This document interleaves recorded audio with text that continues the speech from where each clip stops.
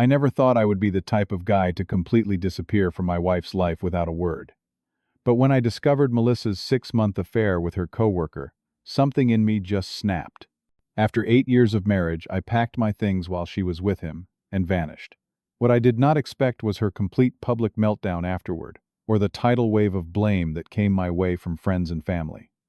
Everyone said I handled it wrong, but they had no idea what it feels like to have your entire reality shattered by betrayal.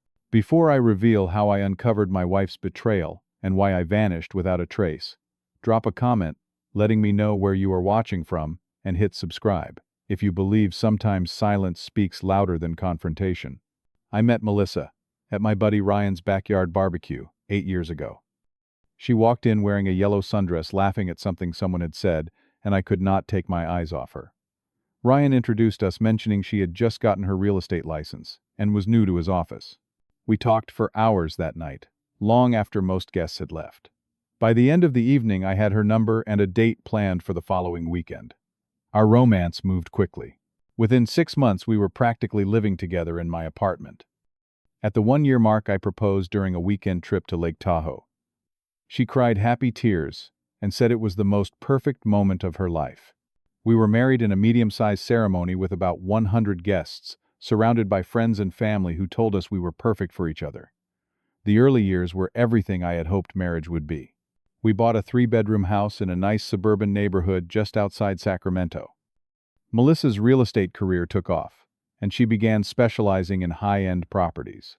My construction management job kept me busy but provided us with a stable income and good benefits. We took annual vacations, usually to somewhere tropical, and filled our social media with photos that showed the world how happy we were. Looking back, the changes started about 2 years ago. They were subtle at first. Melissa began working later hours, saying the real estate market was hot and she needed to accommodate clients' schedules. She started dressing differently, investing in expensive clothes, and spending more time on her appearance. Her phone became an extension of her hand, and I often caught her smiling at text messages. When I would approach, she would quickly put the phone face down or close whatever app she was using. Just work stuff, she would say with a casual wave of her hand. You know how clients are these days, always needing immediate responses. I believed her because I wanted to, because after 8 years, trust was the foundation I thought we had built. Plus, I was distracted by my own career advancement. Our company had landed a major commercial development project, and I was put in charge of a significant portion. If I performed well, a promotion to senior project manager was practically guaranteed. The first concrete suspicion came 5 months ago when I was sorting through receipts for tax purposes. Among them was a dinner receipt from Giovanni's, an upscale Italian restaurant downtown. The bill was for 2 people and included 2 expensive bottles of wine. The date caught my attention immediately. It was from a Tuesday night when Melissa had texted saying she was showing houses until late and would grab something quick on the way home. "Oh, that was a client dinner," she explained when I casually mentioned it. "Potential buyers for the lakeside property. I forgot to submit it for my expense account." Her explanation made sense, but something in her tone felt off. After that, I started noticing more inconsistencies. The perfume she wore, some evenings when she came home late. The weekends she needed to catch up on paperwork at the office. How she would sometimes shower immediately upon returning home. Each incident on its own could be innocent, but together they formed a pattern I could no longer ignore. The confirmation came unexpectedly. Melissa had left for what she said was an early morning house showing, and I needed to check some tax documents we had stored on her laptop. When I opened it, her messaging app was still logged in, and a new message appeared from someone saved as Alex's office. "Last night was amazing. Cannot wait to see you again this afternoon. Same hotel." My blood ran cold as I scrolled up through their conversation history.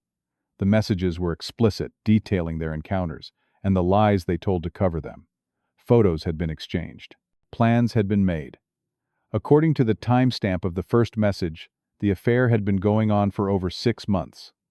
I sat there, for what felt like hours, reading through evidence of my wife's betrayal. Alex was a new agent at her office, a guy she had mentioned casually a few times, but always in a professional context. In their messages, they joked about me, about how oblivious I was, about how my long hours at the construction site gave them plenty of time together. For the next week, I said nothing. I pretended everything was normal while secretly gathering more information. I checked credit card statements and found hotel charges. I looked at our cell phone records and saw the pattern of calls and texts.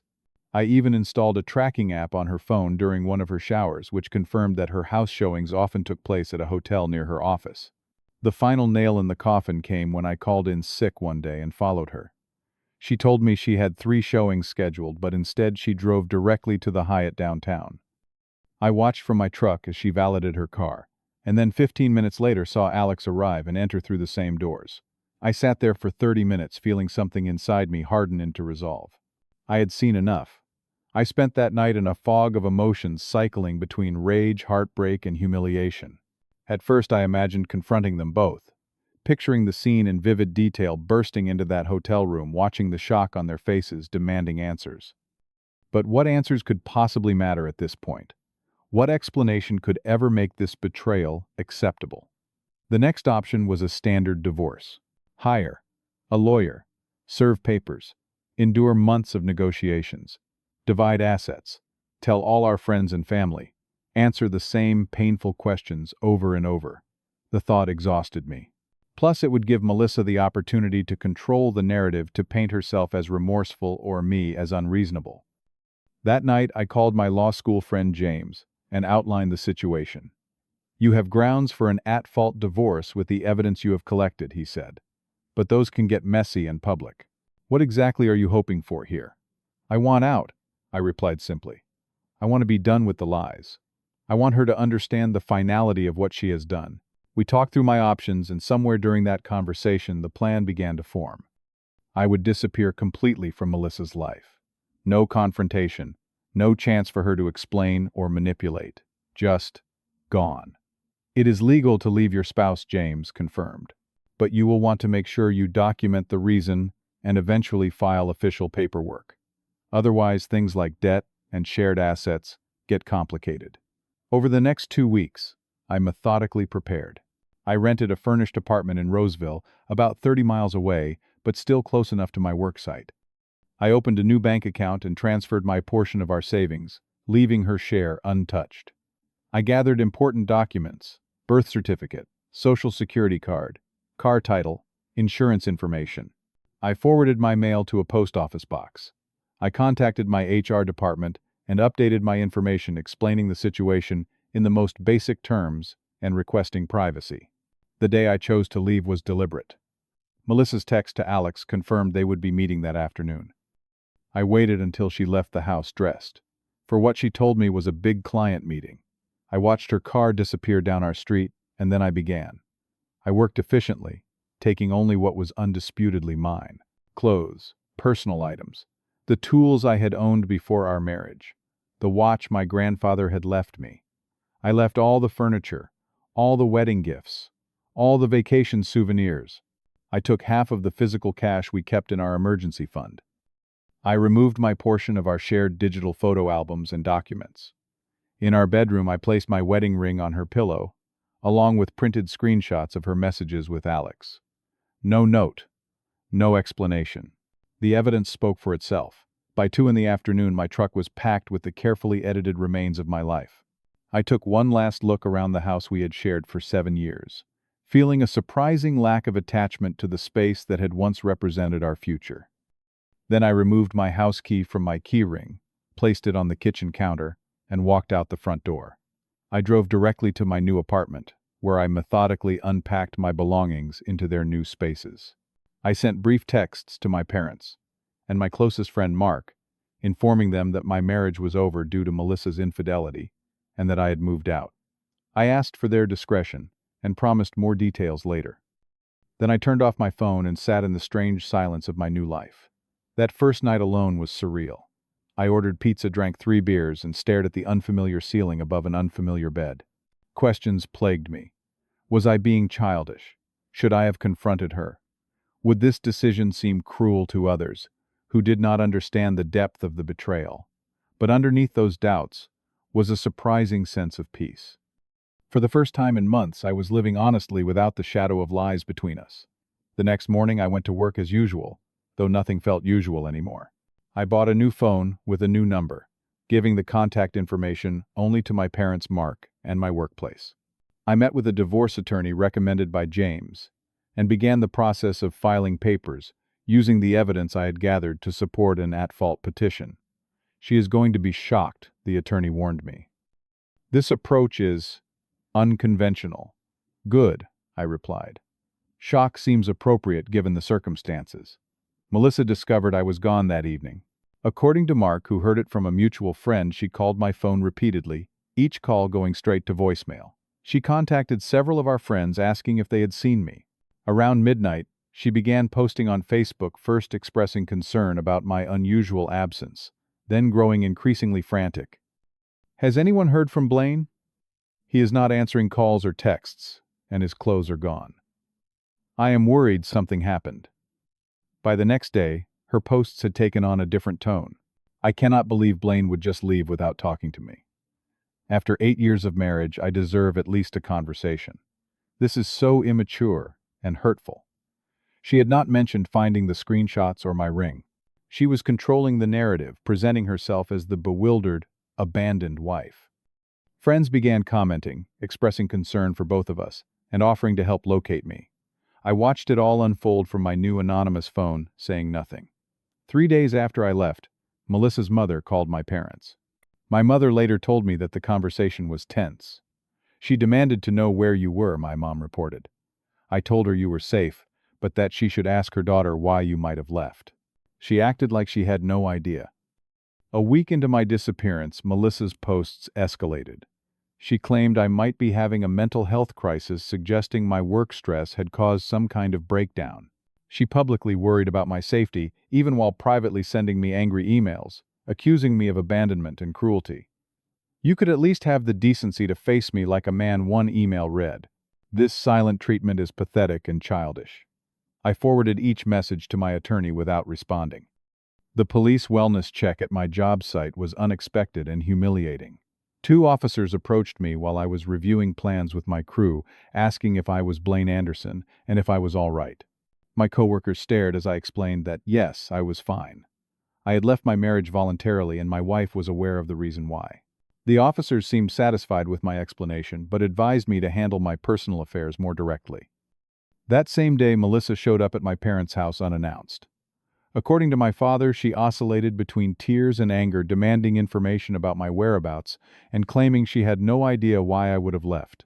When my father gently mentioned the evidence I had found, she changed tactics, minimizing the affair as just a mistake, and insisting that married couples should work through their problems together. Your son owes me a conversation, she reportedly told him. He cannot just throw away 8 years because of one indiscretion. The social pressure intensified as mutual friends began reaching out to me on my new phone number, which had apparently been shared despite my requests for privacy. The messages followed a pattern. I understand you are hurt, but this is not the way to handle it. You two need to sit down and talk this out. Everyone makes mistakes, Blane. This ghosting thing is really cruel. I expected better from you. Even Mark, who had initially supported me, began questioning my approach. I get why you left, man, he said during a rare in-person visit to my new apartment. But people are talking, and the story out there is making you look bad. Melissa is telling everyone the affair was a one-time thing that she deeply regrets, and you are refusing to even hear her apology. It was not a one-time thing, I replied, showing him some of the evidence I had collected. It was 6 months of lies at minimum. He winced at the messages. Okay, that is pretty damning. But still, the way you left was the only way I could maintain my sanity. I finished for him. Melissa's parents escalated the situation by threatening legal action for marital abandonment. A threat my attorney assured me was legally baseless, but nonetheless stressful. Their angry voicemails and emails became so frequent that I had to block their contacts. The crowning moment of Melissa's public meltdown came at a birthday party for our mutual friend, Jenna. I had declined the invitation for obvious reasons, but Melissa attended, apparently expecting me to be there. According to several witnesses, when she realized I was not coming, she began drinking heavily, and eventually broke down, sobbing about how I had ruined our lives by involving lawyers instead of working things out privately. She completely lost it, Jenna told me afterward. She was screaming that you had no right to expose her private messages, that you had violated her privacy, that you were trying to destroy her reputation. It was uncomfortable for everyone. The irony of Melissa complaining about privacy violations while she had been secretly cheating for months was apparently lost on her. Even more surprising was how many people seemed to agree with her perspective. My inbox filled with messages from former friends calling me vindictive, immature, and cruel for how I had handled the situation. The harassment escalated to calls from unknown numbers, social media messages, from strangers who had only heard Melissa's version of events, and even a few uncomfortable encounters in public places, where mutual acquaintances would either ignore me completely or approach to deliver lectures about forgiveness and maturity.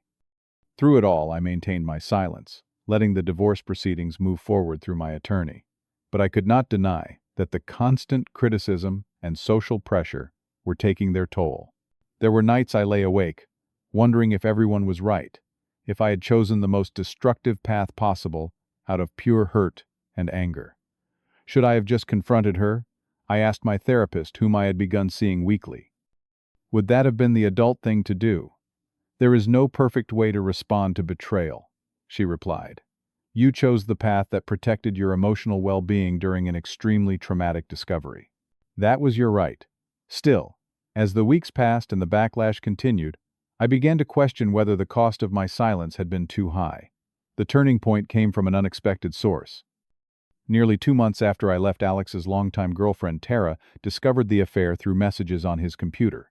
Unlike me, Tara chose a very public confrontation, tagging both Alex and Melissa in social media posts that included screenshots of their conversations, including several that I had not seen in my own investigation.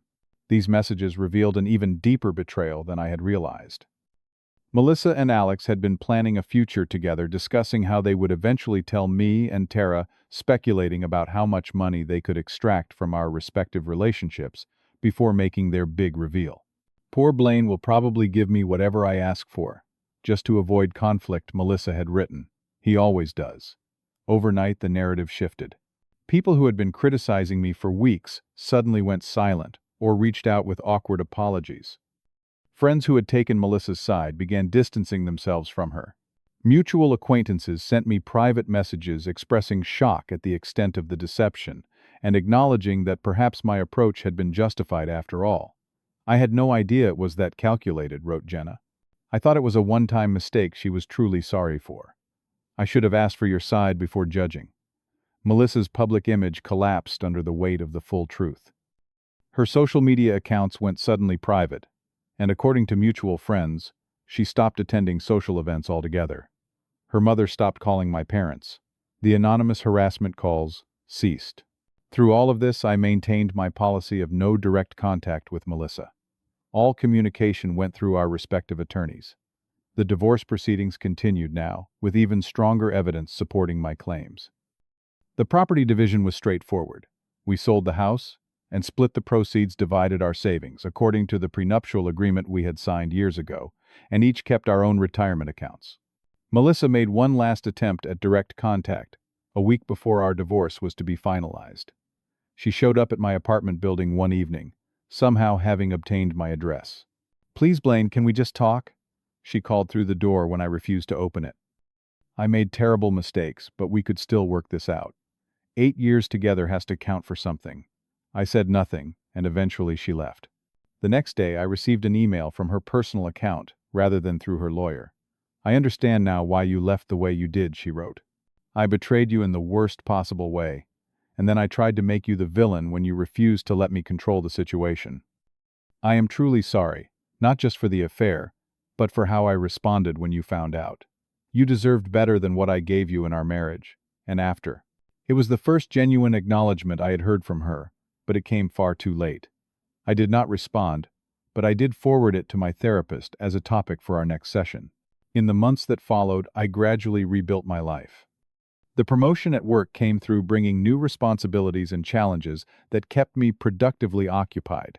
I maintained my new apartment but spent weekends exploring hiking trails in the Sierra Nevada mountains, something Melissa had always refused to do with me.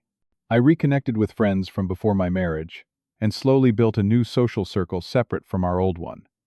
Throughout this process, I learned which relationships were genuine.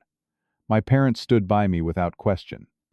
Mark, after his initial doubts, became my strongest supporter.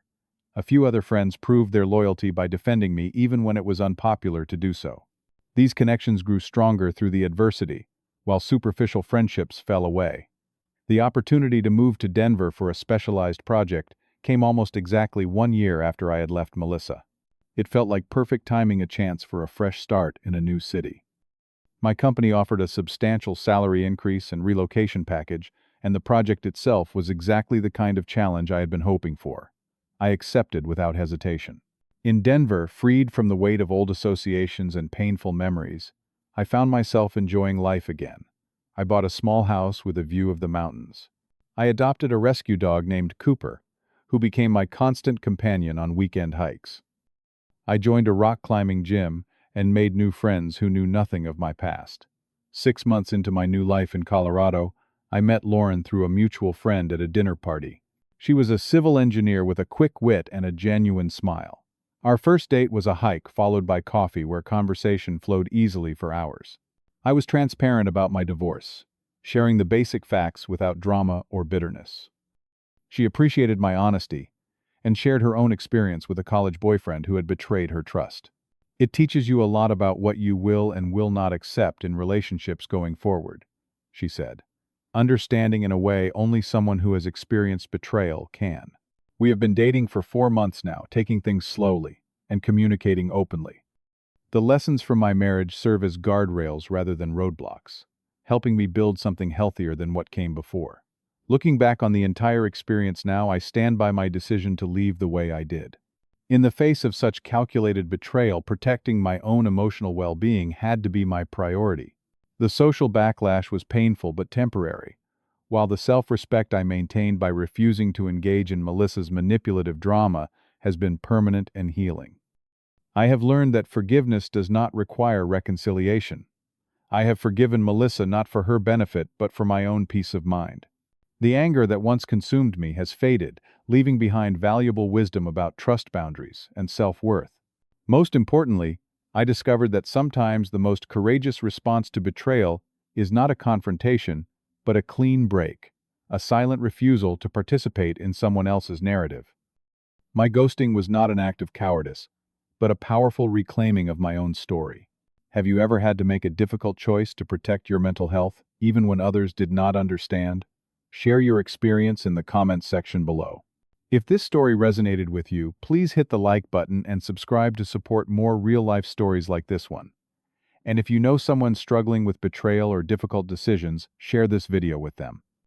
It might give them the perspective and courage they need during a challenging time. Thank you for listening to my journey. And remember that prioritizing your own well-being is never something you should apologize for, even when others try to make you the villain in their story.